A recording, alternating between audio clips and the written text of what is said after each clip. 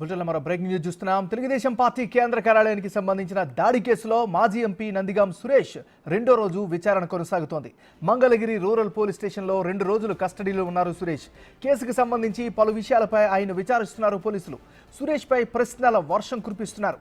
నిన్న పలు కీలక ప్రశ్నలకు సంబంధించి సమాధానాలు రాబట్టే ప్రయత్నం చేశారు.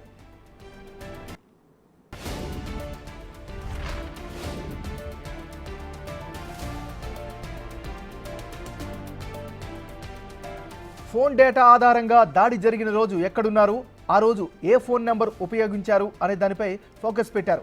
దాడి గురించి ఎలా తెలిసింది, జగన్తో సురేష్కు ఉన్న పరిచయం, సంబంధం ఏమిటి అని ప్రశ్నించారు. ఆ రోజు ఎవరితో మాట్లాడారు అనే అంశాలపై పోలీసులు విచారిస్తున్నారు. అయితే కస్టడీలో పోలీసులకు మాజీ ఎంపీ నందిగాం సురేష్ సహకరించడం లేదని తెలుస్తోంది. కొన్ని ప్రశ్నలకు తెలియదని, మరికొన్నింటికి గుర్తులేదని సమాధానం చెబుతున్నట్లు సమాచారం.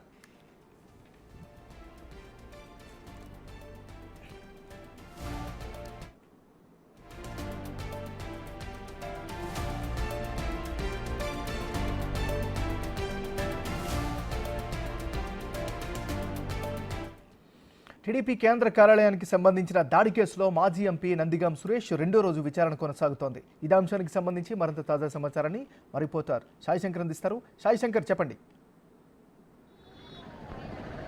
ఎంఎన్ఆర్ టీడీపీ కేంద్ర కార్యాలయానికి సంబంధించినటువంటి దాడి అంశంలో పోలీసుల కస్టడీకి సంబంధించి మొత్తం 48 గంటల పాటు మంగళగిరి రూరల్ పోలీసులకి నందిగాం సురేష్ని 48 గంటల పాటు విచారించే విధంగా పోలీసులు కస్టడీకి ఇవ్వడం జరిగింది. అయితే ప్రస్తుతం 24 గంటలు పూర్తి అయినటువంటి పరిస్థితి ఉంది. మరో 24 గంటలు విచారణ జరగాల్సినటువంటి ఇది ఉంది.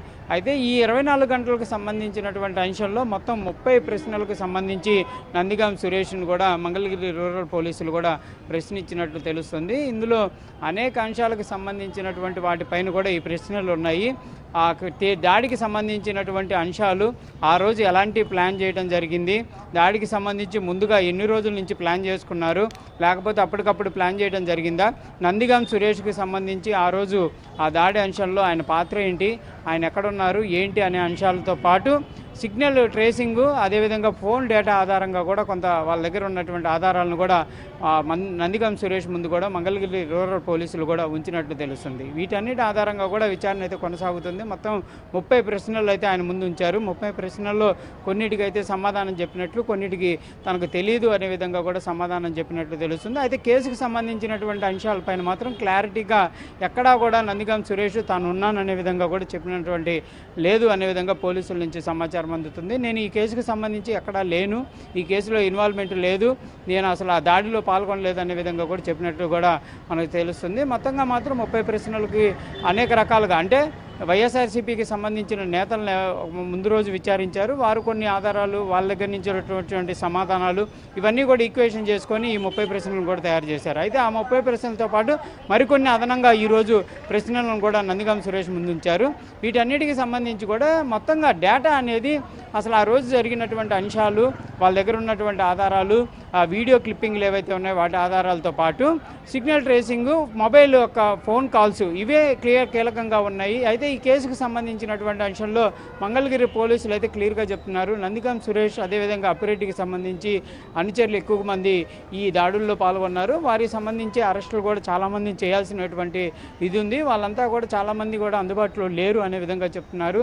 ఆ తర్వాత దాడి తర్వాత పరిస్థితులు, ప్రభుత్వం మారిన తర్వాత ఎలాంటి పరిస్థితులు ఉన్నాయి, వారి అనుచరులందరూ ఎక్కడికి వెళ్ళారు, ఏం చేస్తున్నారు, వాళ్ళు అందుబాటులోకి రావాలంటే అలాంటి పరిస్థితులు ఉన్నాయి. ఇలాంటి అనేక అంశాలు, ఆ కేసుకు సంబంధించినటువంటి వివరాలు, ఆ రోజు అసలు సురేష్ ఎక్కడ, ఏంటి, ఆ పాత్ర ఏంటి అనే అంశాలు, ఇవన్నీ కూడా ఈ దర్యాప్తుకి సంబంధించి కూడా జరుగుతున్నాయి. మొత్తం 24 గంటలుగా కూడా ఈ కస్టడీకి సంబంధించినటువంటి విచారణ కొనసాగుతుంది. అయితే ప్రస్తుతం మంగళగిరి పోలీస్ స్టేషన్ దగ్గర మనం సిచ్యువేషన్ చూడొచ్చు.